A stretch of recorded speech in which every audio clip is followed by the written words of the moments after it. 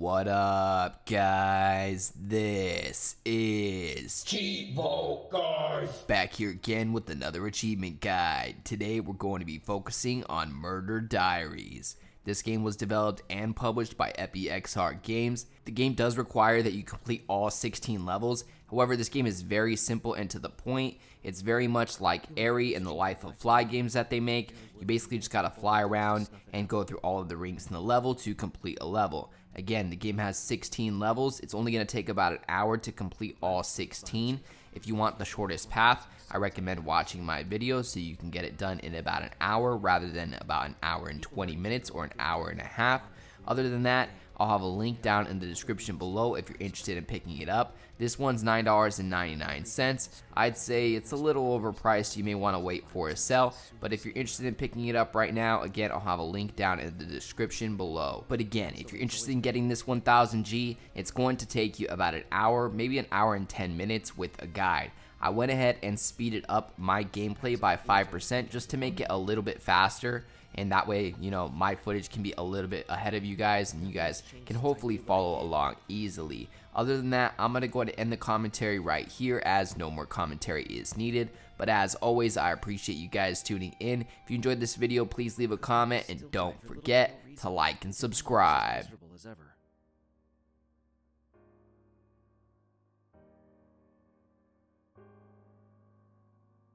The only difference is the guilt weighing down on my conscience every day.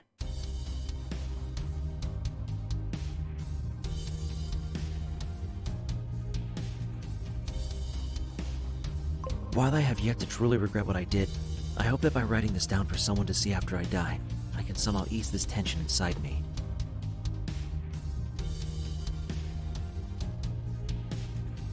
I don't expect confessing my sins on paper to do much for my soul, but at the very least it'll help take a load off my chest.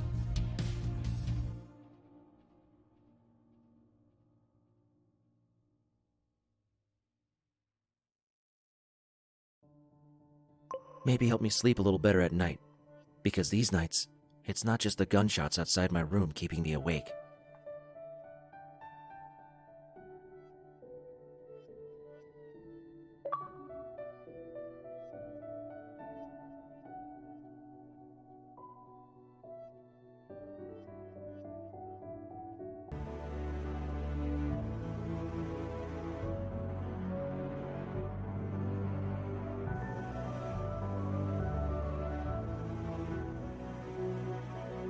I was around 10 years old when my father was stabbed and killed by the Bloody Bishops gang.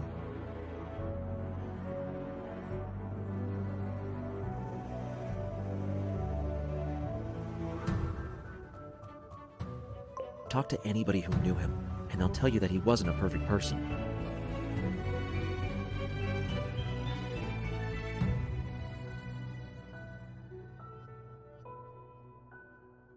He was a member of the White Rabbits, a gang that butted heads with the Bloody Bishops for territory on a regular basis. That is, until the Bishops wiped them and all other competition out altogether. He might have been a gangster too, hardly any better than the ones that killed him if some of his acquaintances were to be believed.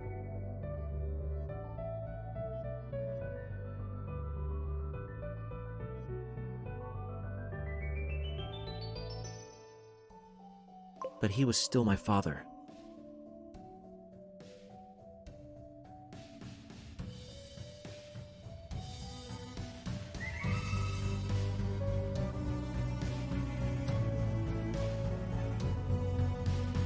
Whatever he did in the streets to pay our bills, he was nothing but kind to his family.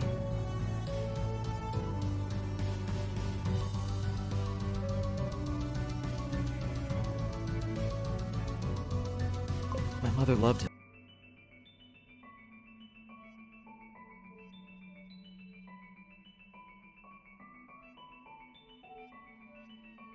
Me?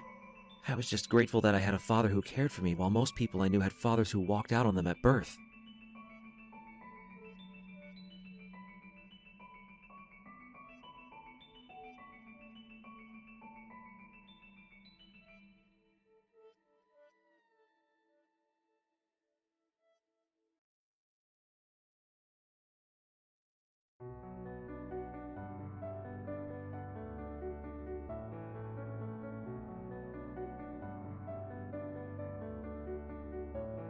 The night that he was taken away from me was the night that my life as I knew it came crashing down.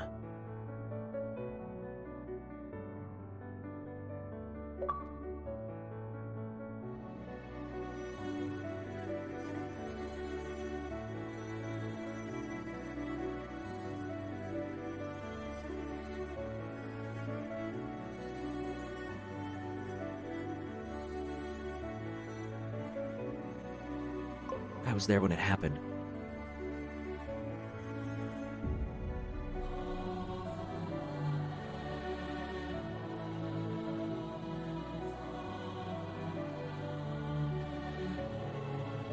My father had just walked out of our house to go about his business as a member of the White Rabbits.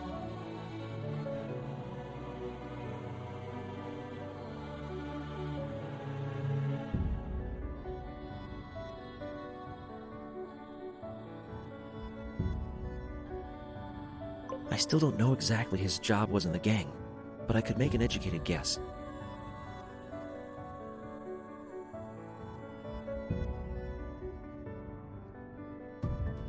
It was a well-known joke in the neighborhood that the White Rabbit's fur was only white because of all the cocaine they were packing.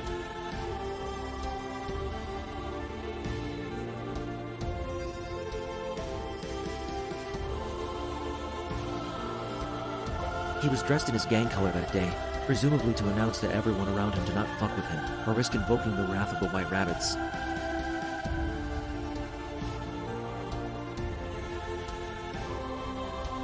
It ended up having the opposite effect.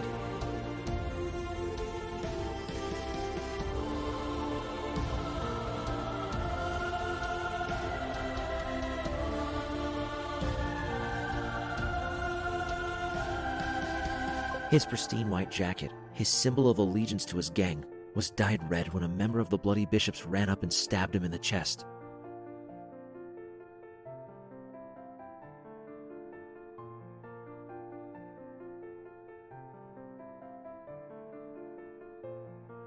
I can remember the sound of the knife piercing flesh.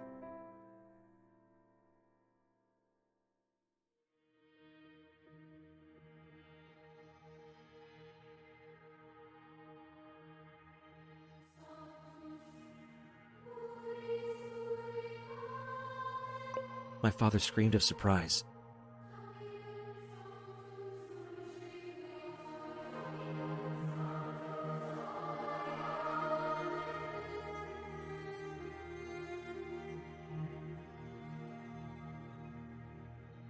The fear in his voice and the cracking of his ribs as the knife forced its way into his heart.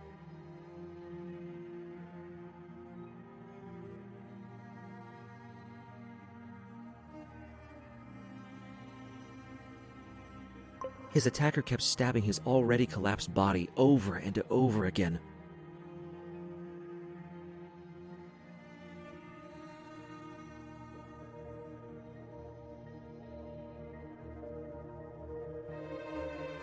Just to make sure that he was never going to get up again.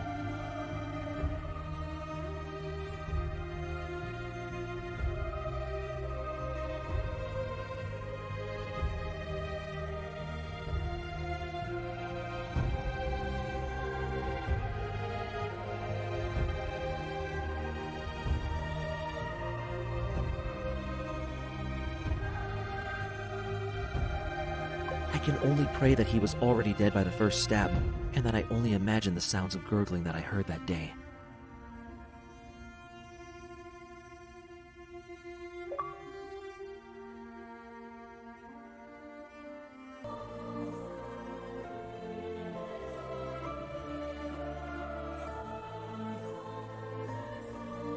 My father's killer was not a well-known gang member when I first saw him.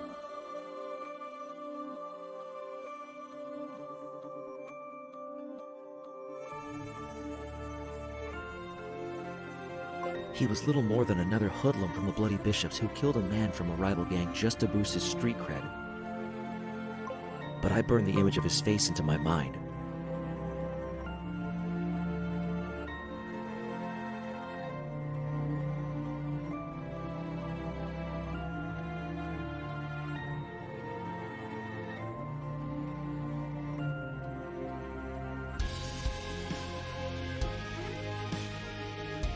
It haunted me every night for the remainder of my short childhood.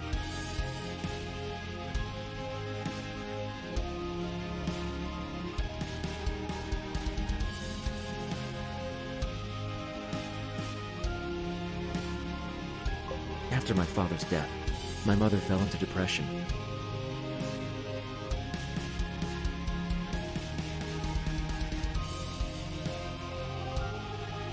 My sister and I tried our best to comfort her, but being children, neither her nor I could do much to help support our family.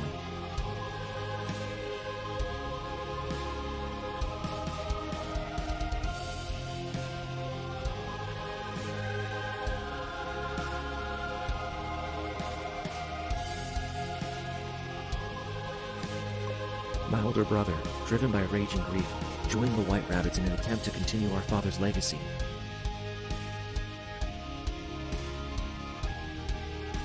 It might have been a legacy of crime and violence, but I suppose in his mind it was a way to keep our father alive in his heart.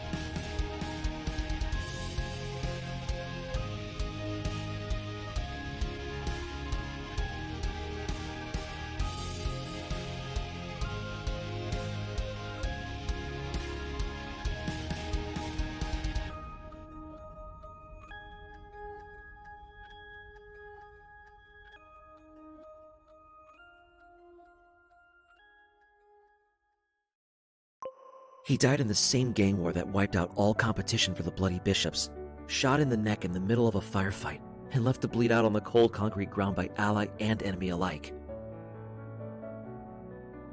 I only hope he had some sense of inner peace as he died fighting for our father.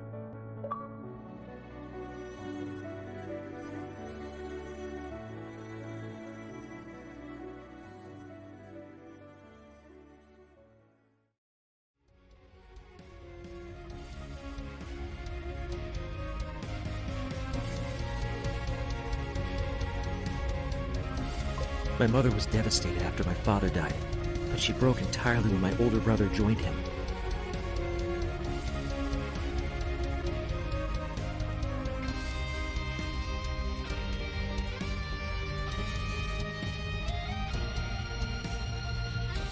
She was already throwing herself into her multiple part-time jobs to help raise us without our father's blood money paying our bills.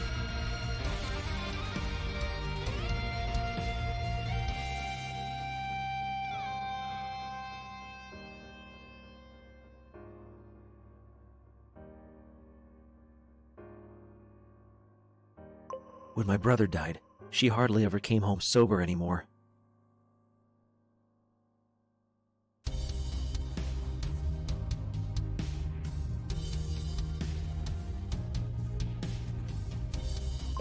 What little time she didn't spend working, she spent at the local pub drinking her troubles away, only to come home drunk in the wee hours of the morning for not nearly enough rest before her next shift.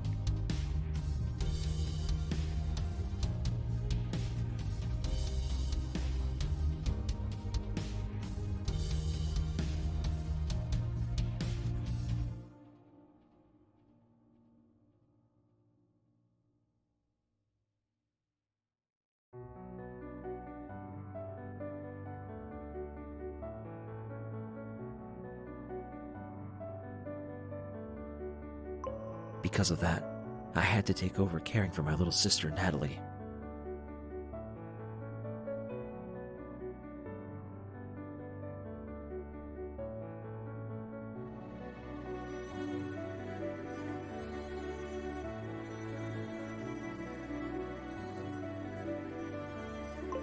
She was always a well-behaved girl.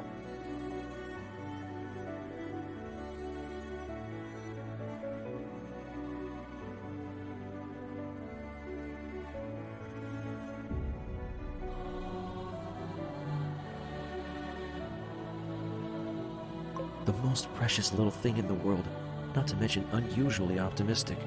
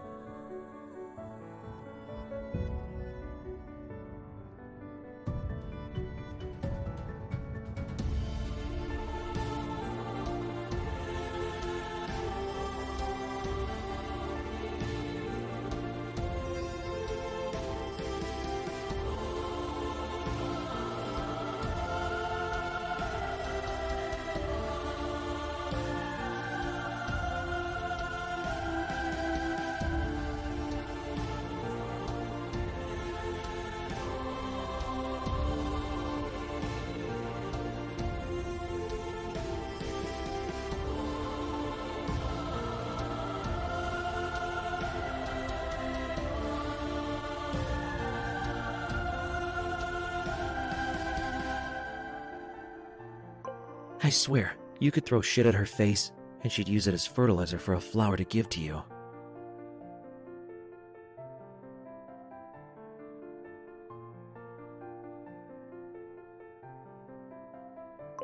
She was a welcome ray of constant sunshine in my otherwise bleak life, even if her absurd cheerfulness made me wonder if she had a few screws loose at times.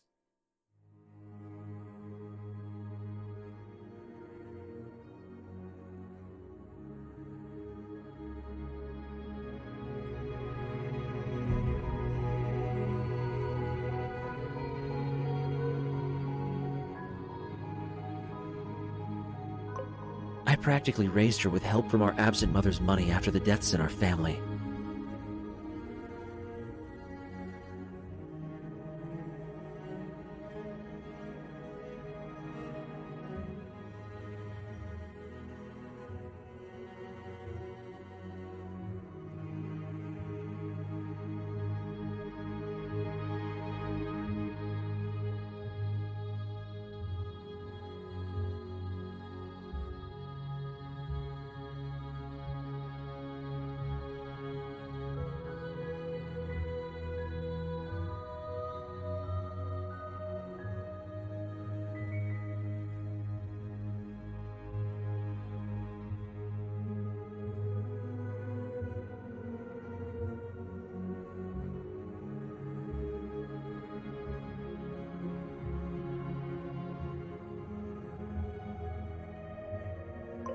But as much as I loved her, and worried for my mother's declining mental and physical health, I could never let go of the same hate and spite that had consumed my older brother until he succumbed to it.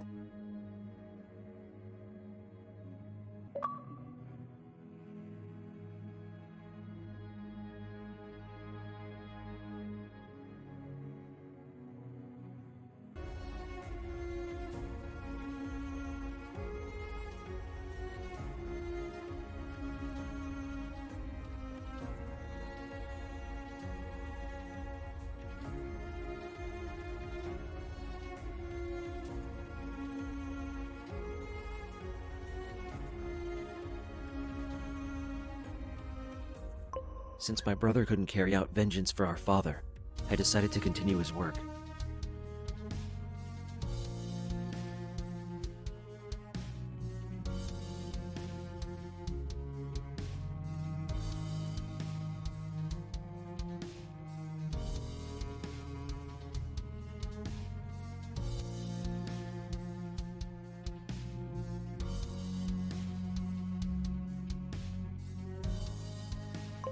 I thought that by doing that, I'd be able to not make his death be entirely in vain.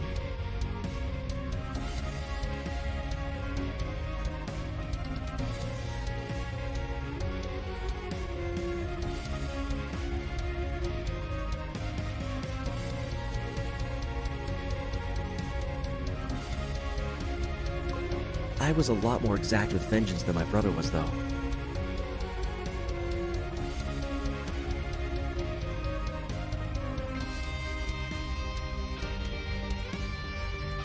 Unlike him, I was able to see the face of our father's murderer, while he only saw the colors he wore.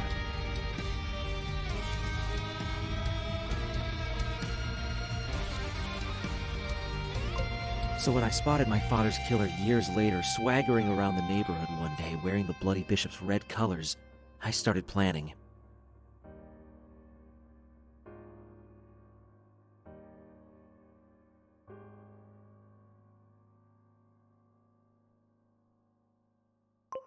I was never the strongest kid in school, but I like to think that I was cleverer than most.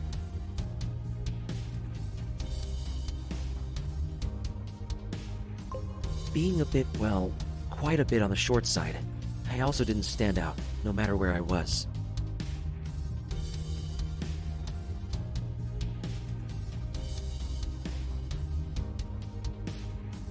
Blending into the background to avoid trouble was basically second nature to me.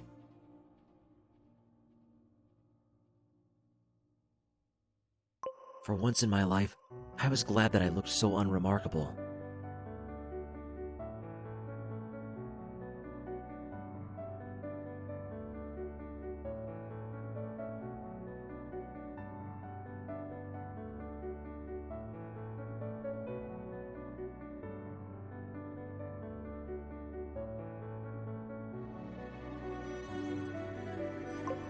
It let me stalk the man who murdered my father, with him none the wiser to my presence.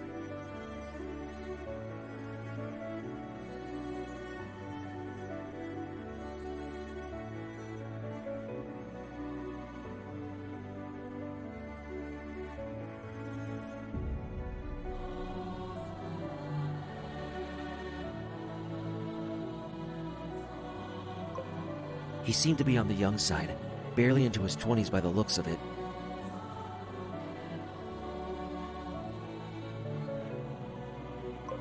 Everywhere he went, he did so in an aggressive swagger that demanded everyone's fear and attention.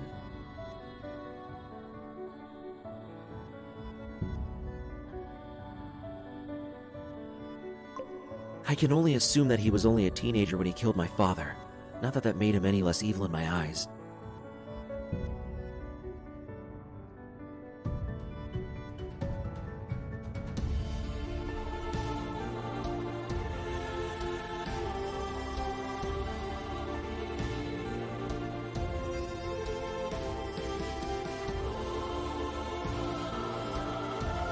I wasn't about to forgive him, just because he was a minor when he'd ruined life for my family.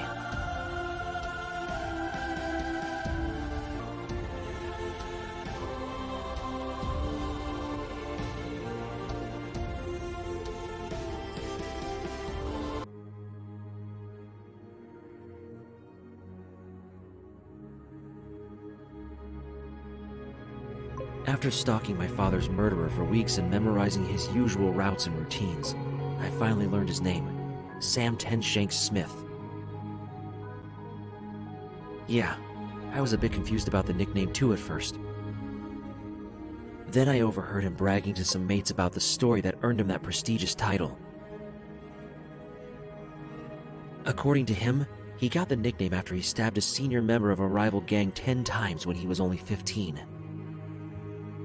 A rival gang called the White Rabbits that no longer exists after the Bloody Bishops put an end to them, once and for all.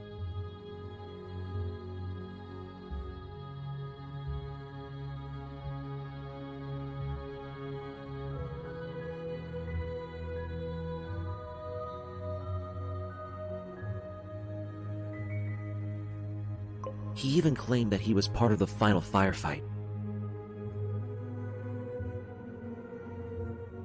I put two and two together, and my rage reached a boiling point.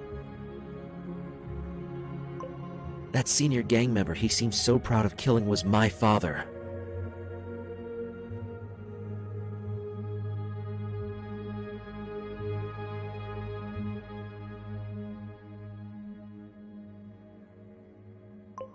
That final firefight with the White Rabbits was the one where my older brother died.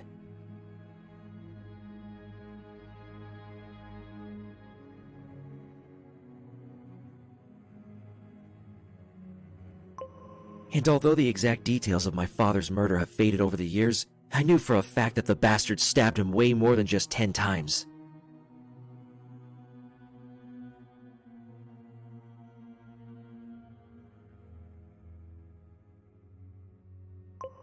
At the time, it felt to me like Tenshanks reveled in killing members of my family.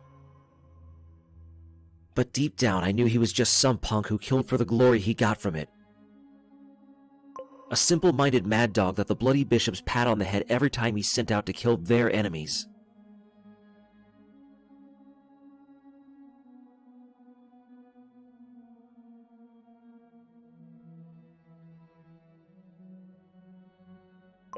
That didn't make me want to kill him any less, though.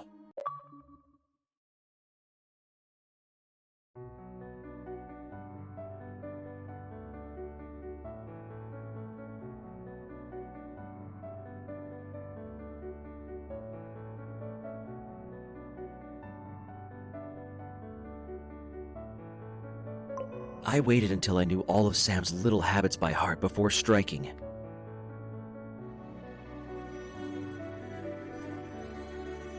The reverence he showed when talking to senior gang members in contrast to his flippant tone with his parents.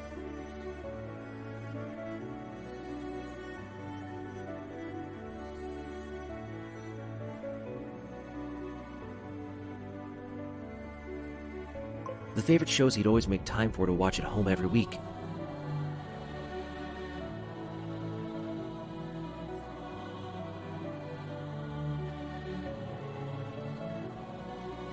His favorite food, the paths he took, and the friends he met. I learned it all, hoping that any information at all would help give me an edge to my quarry. In truth, I think I may have been putting it off for as long as possible out of fear.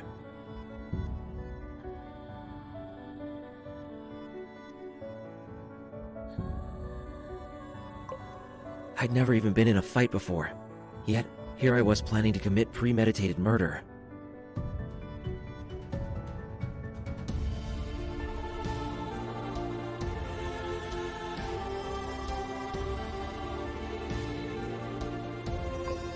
However, my hesitation was not out of pity for my intended victim.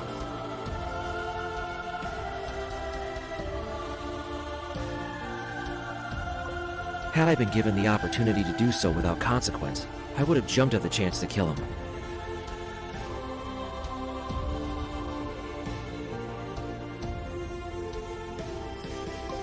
But if I were to be caught after killing him, or even worse, be seen by his fellow gang members in the middle of attacking him, my little sister would be left alone with no one to take care of her.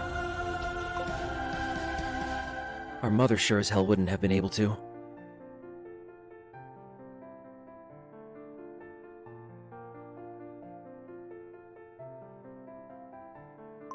She barely made time away from work to sleep, much less care for her children.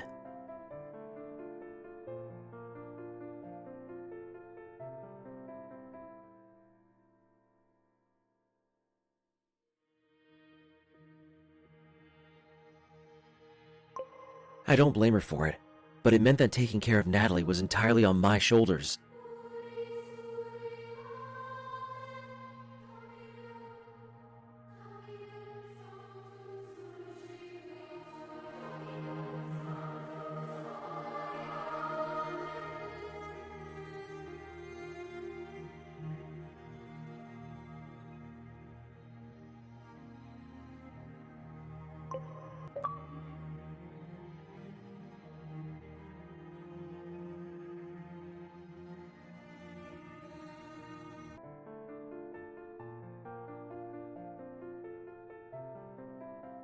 Other than his usual routes and hangout spots, I also studied the way Sam fought in a few brawls I managed to catch him in. I'm no martial arts expert, but even I could tell that he wasn't a trained fighter. Sure, he was taller than the average guy, and from the looks of it could throw one hell of a punch, but his techniques were sloppy despite his clear strength. It was like seeing a spiked ball and chain being flailed around, powerful, but clumsy.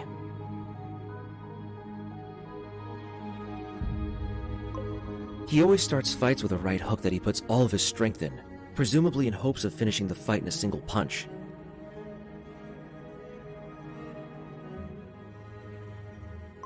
It always leaves him staggering from the weight of his own punch, though his victim is always left much worse off.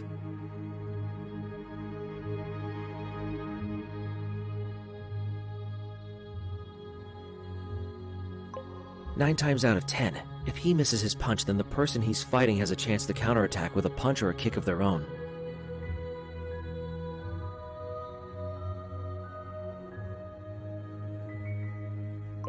I took note of that fact in particular.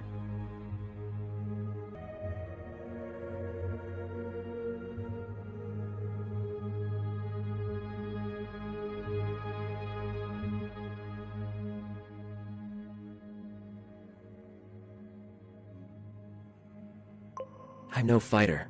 I'm probably the furthest thing from someone you'd think would pick a fight with a known gang member. The closest thing to a fight I'd been in was kicking an aggressive stray dog that was growling at my sister.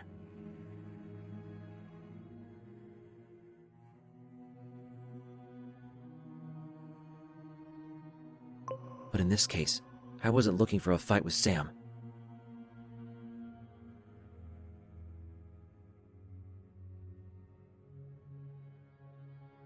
I didn't need to brawl with him to prove that I was better, or any of that rubbish.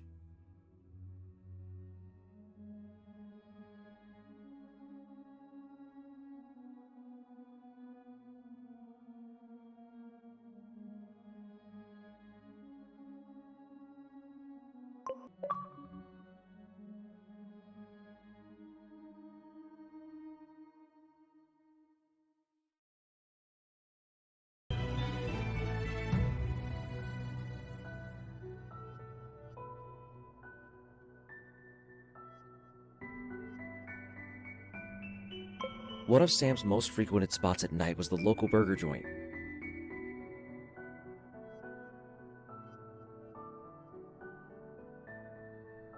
Every Friday, like clockwork, he'd walk into Big Ben's burger place and order the same takeout every time.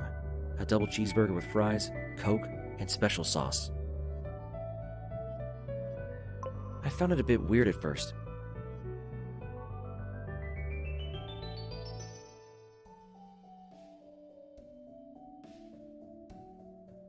I'd expected someone like him to be drinking long into the night at a pub or a bar somewhere, not chowing down on a burger in some small mom-and-pop shop.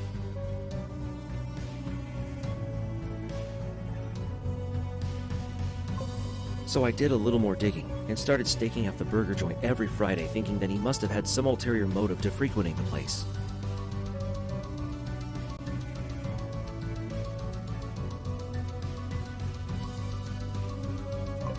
Turns out I was right. He was just the one the Bloody Bishops had tasked with extorting the place for their protection racket.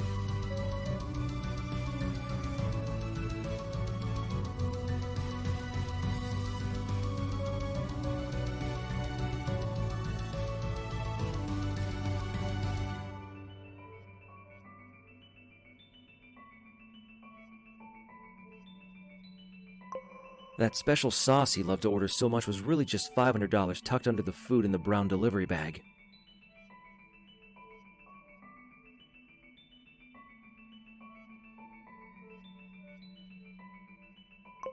That helped explain why the little old couple who ran the place looked so terrified whenever he walked through the door.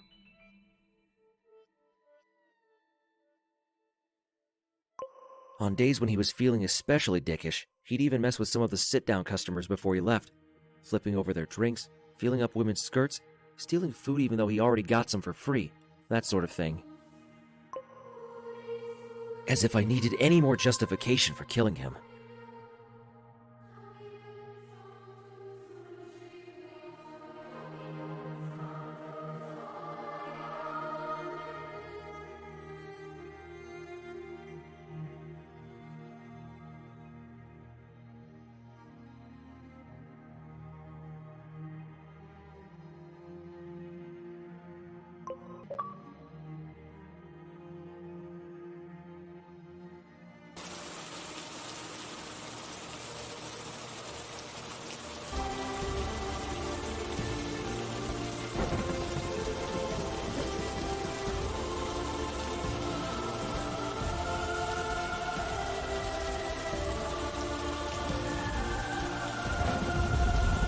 It was on a rainy Friday night when I decided to carry out my father and brother's revenge.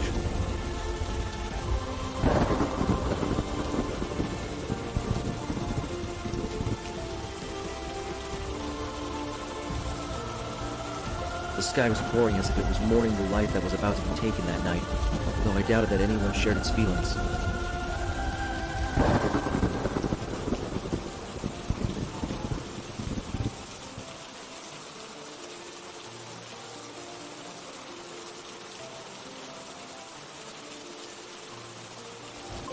Certainly not me, since I was the one waiting out in the rain for the chance to take him.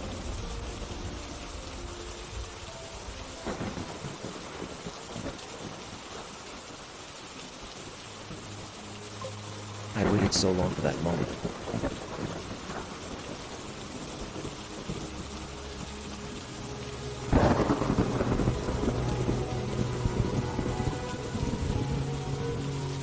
All my silent stalking and meticulous planning and holding on to grief for the sake of vengeance. It was all to lead up to that one moment when I could take the life of the man who ruined mine.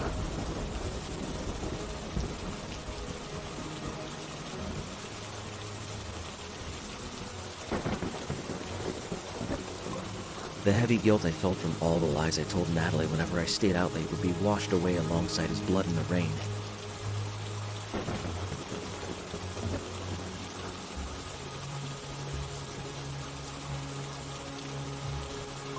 At least, that's what I thought as I gripped the knife so hard my knuckles turned white.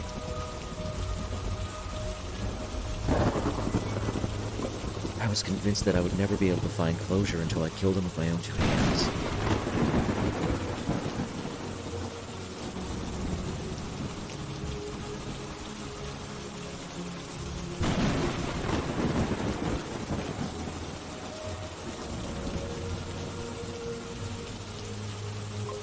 But as I stood there with my disposable raincoat's hood up in the alley with the pitch black sky pouring down on me, I almost wished that he wouldn't show up.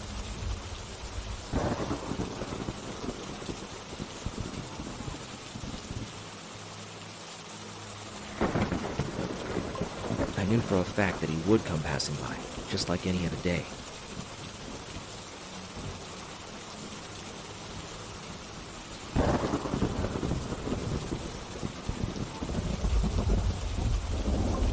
Even if he didn't want to be outside, the Bloody Bishops weren't going to let a little rain keep them from their sweet, sweet extortion money.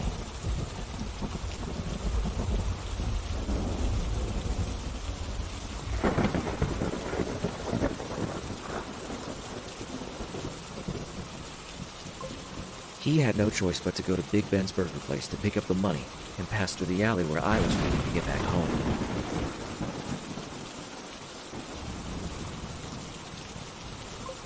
I planned for this night for the past year, going through every scenario in my head to make sure that I would not be caught no matter what.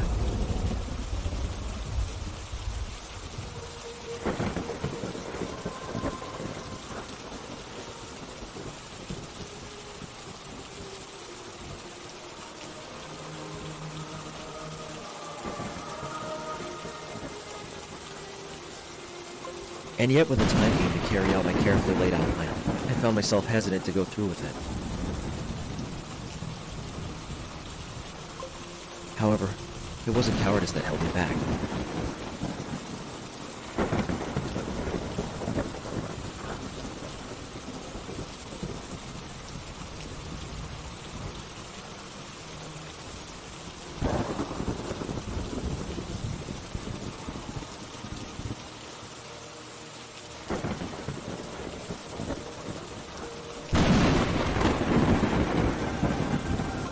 I knew that that was the night that I would forever be changed.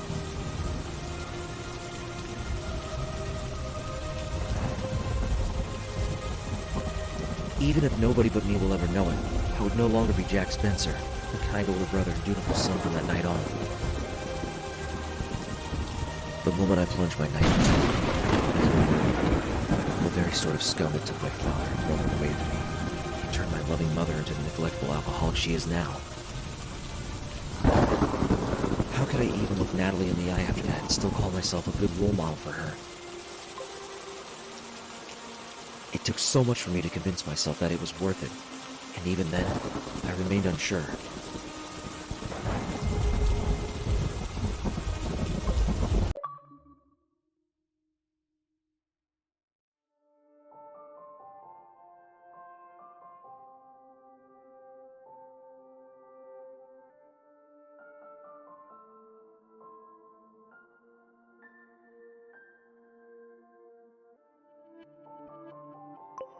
The bastard bumped into me and said something along the lines of, "Out of my way, little bitch," as he did so.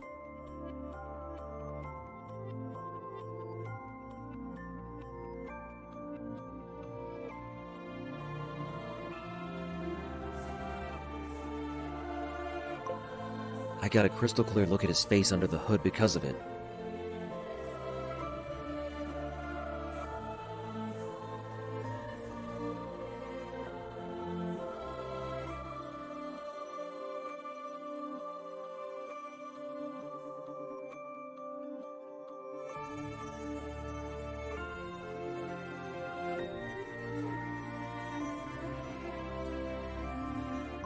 Aside from the bear's tints of stubble on his chin, he looked exactly the same as he did the day he killed my father in front of me.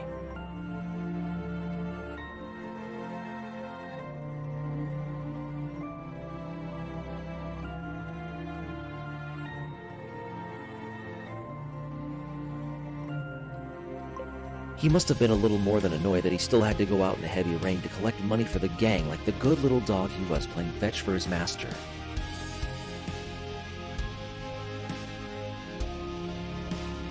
He wasn't wearing a raincoat or holding an umbrella. All he had to shield himself from the rain was a simple gray hoodie pulled over his head.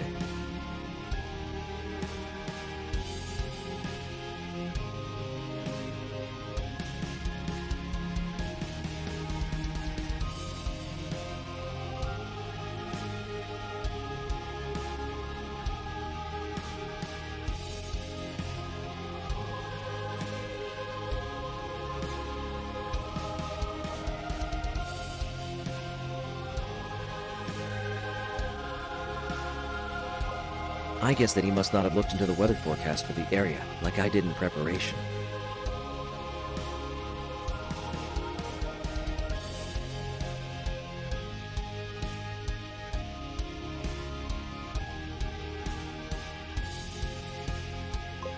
The rainwater had soaked into the thick fabric of his hoodie, weighing him down and making his already sloppy swagger even slower.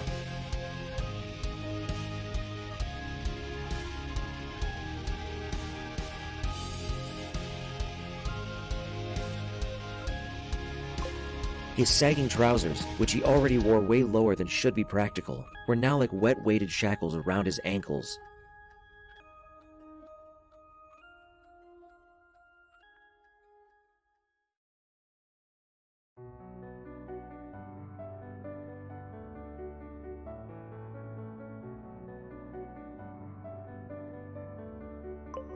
I couldn't have asked for a better outcome.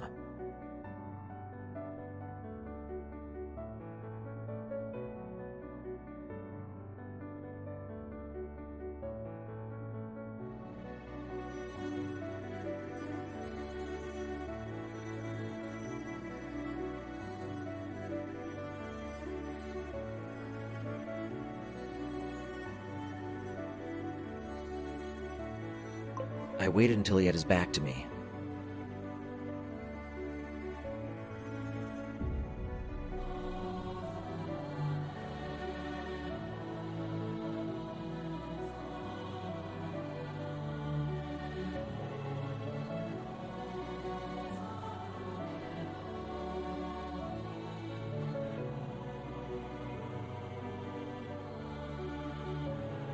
I wasn't looking for a drawn-out fight, just a quick kill.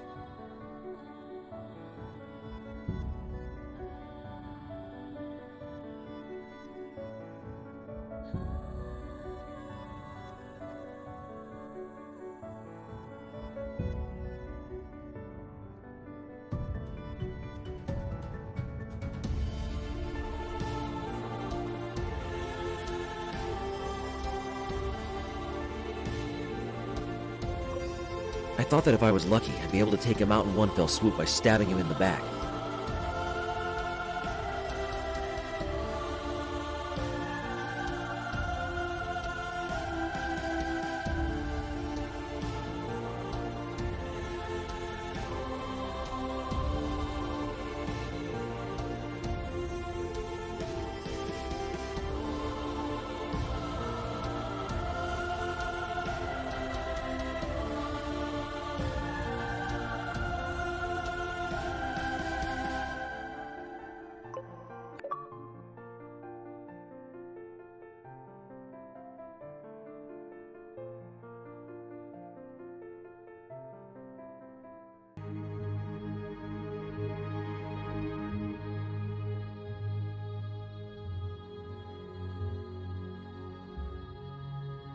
My first thought when planning Sam's death was to use a kitchen knife, but I'd read that their handles tended to slip when used for stabbing and ended up hurting the person holding it.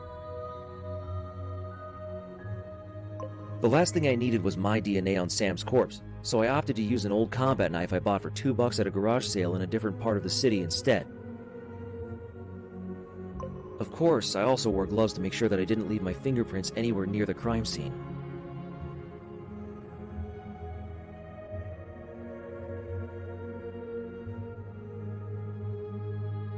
When I plunged my knife into Sam Smith's back, I felt a weight being lifted off my shoulders.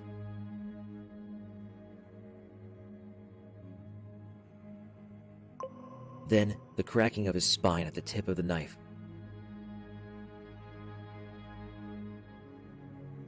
He let out a high-pitched scream of surprise and pain that was drowned out by the rain and thunder.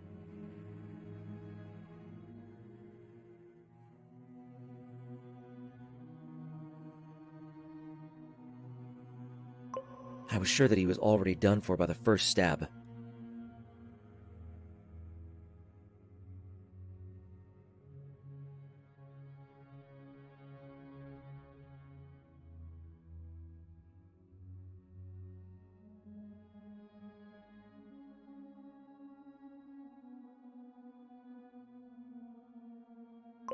Best case scenario for him at that point was he somehow got medical attention in time and became a paraplegic for life.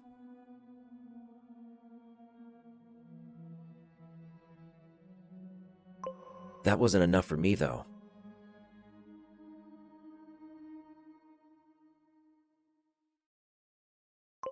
When he gutted my father like a fish, he stabbed him so many times that he got a nickname for it. I was about to return the favor in kind.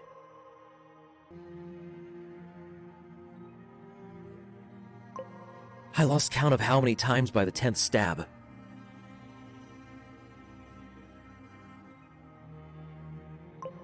In that moment, hearing him beg for mercy on the ground with his face planted in the dirt made all the waiting worth it.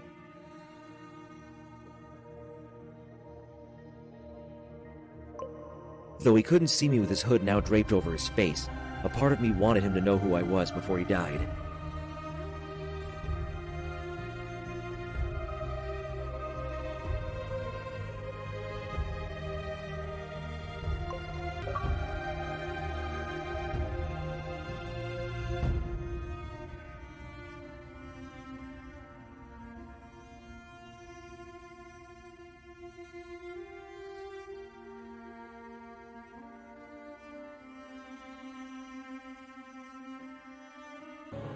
I flipped Sam over on the ground.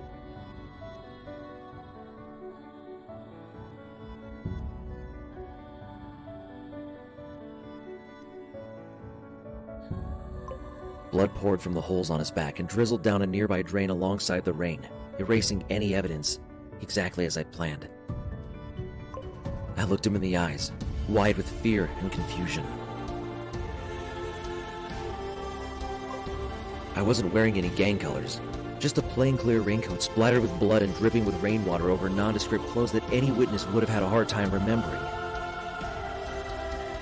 He must have been racking his brain for gangs that I could have belonged to. He opened his mouth again, probably to ask me why I was doing this.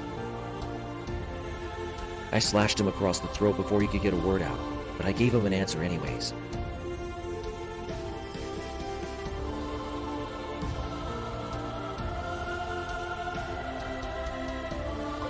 I told him exactly who I was, the son of the man he killed to earn this stupid little nickname. I don't know if he even remembered who my father was anymore.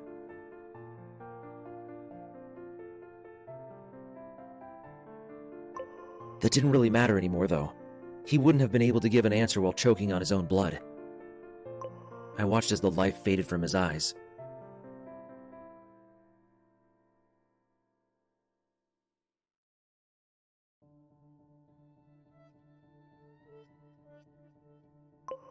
For the first time since my brother's death, a genuine smile of happiness spread across my face.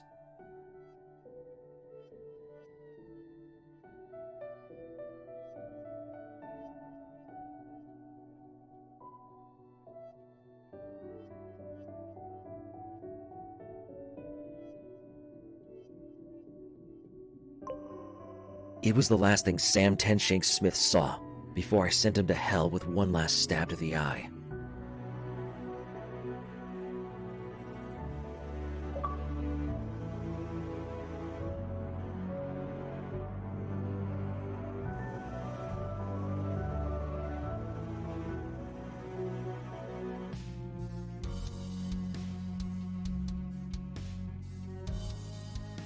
After killing Sam, I made even more cuts around his body and waited for him to bleed out as much as possible so that the rain would wash the blood down the drain.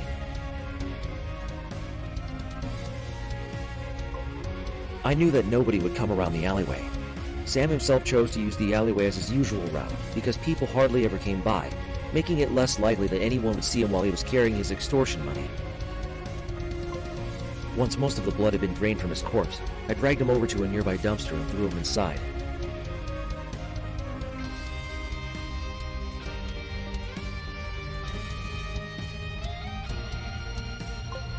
I spent some time covering it up with trash so that the dumpster truck driver won't notice him when he comes to pick up the trash.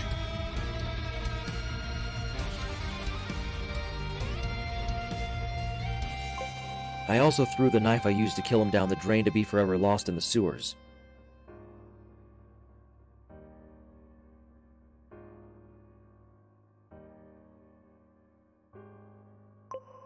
I'd have dumped Sam's body in there too, had the opening been big enough.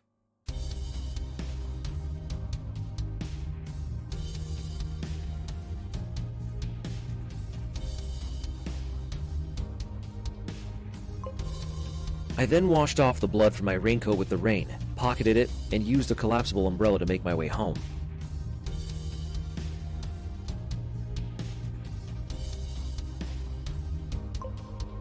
I took the long way around, passing by an old warehouse where homeless people were known to frequent.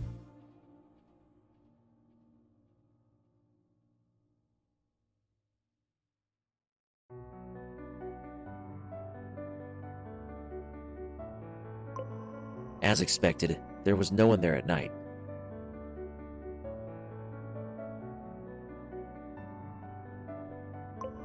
A charity event in the neighborhood had opened the food kitchen for the homeless that night. Bless their souls. I used one of the trash cans that the homeless had been using as a makeshift fire pit for the warmth to burn the raincoat I wore during the murder. I arrived home before my mother did, with no one the wiser.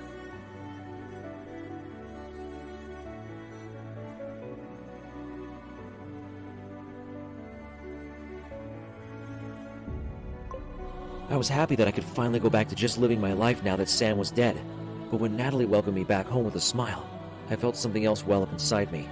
Shame.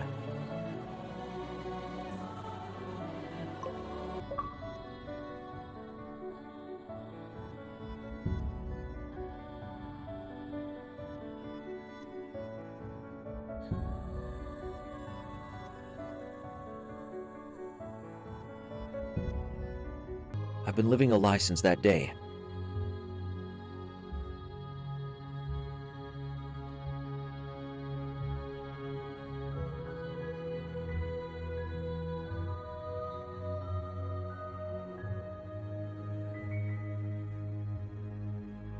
Pretending to be a kind and helpful older brother to my little sister who had no idea of what I'd done.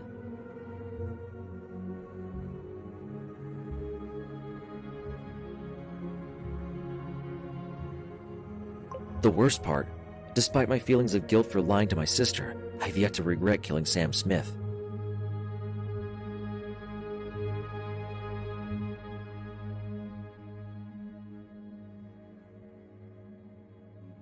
I replay his murder over and over in my head every night, but it doesn't haunt me.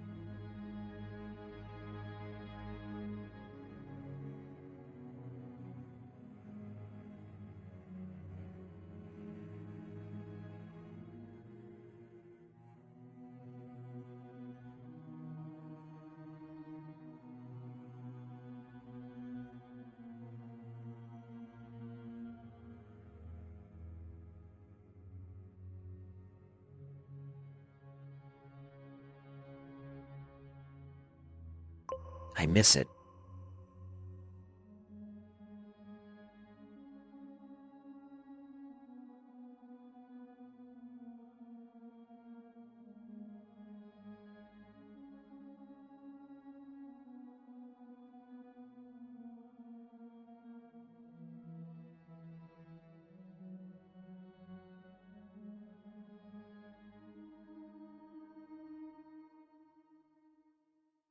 That feeling of power over another human being.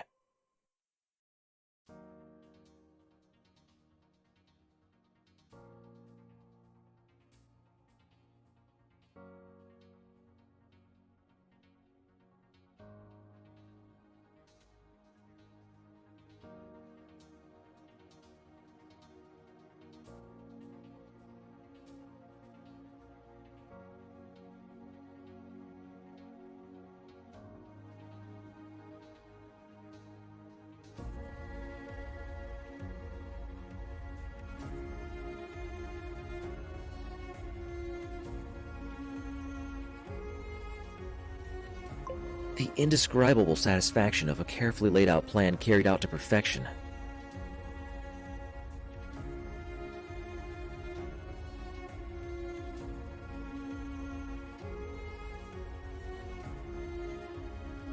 The catharsis that came after I unleashed all the righteous indignation that had been welling up inside me since I was 10 years old.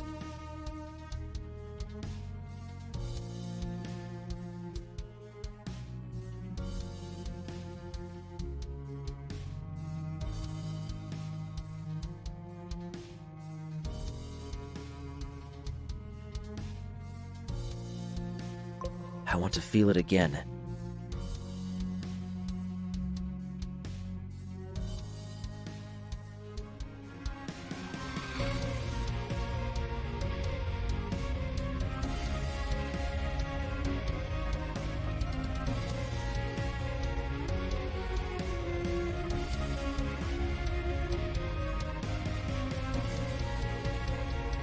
Only my love for Natalie has been keeping me away from the urge to experience the thrill of killing once more.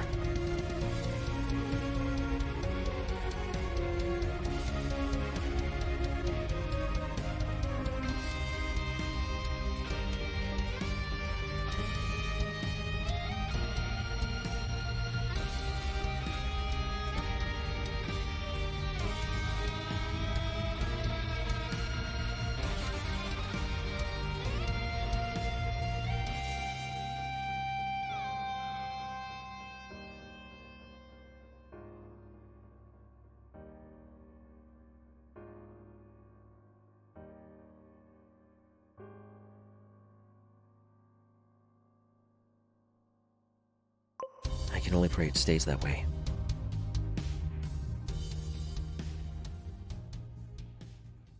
Alright guys, we should be unlocking our final achievement or trophy. This one's called Living a Lie, worth 100 gamer score for finishing level 16. Let's just go ahead and double check we got the full 1000, pop up the guide menu. And assuming you're followed along and you've completed the game, you should also have the full 1000 out of the full 1000. As always, I'd like to give a huge thank you to all of my Patreon subscribers. We just hit 16 patrons. I'd like to give a special shout out to everybody in the biggest fan club, including TimG84, AOJ, Kegger101, Kana25, Michael Banksa, and Purple Rain 6. As always, I appreciate you guys tuning in. If you enjoyed this video, please leave a comment and don't forget to like and subscribe.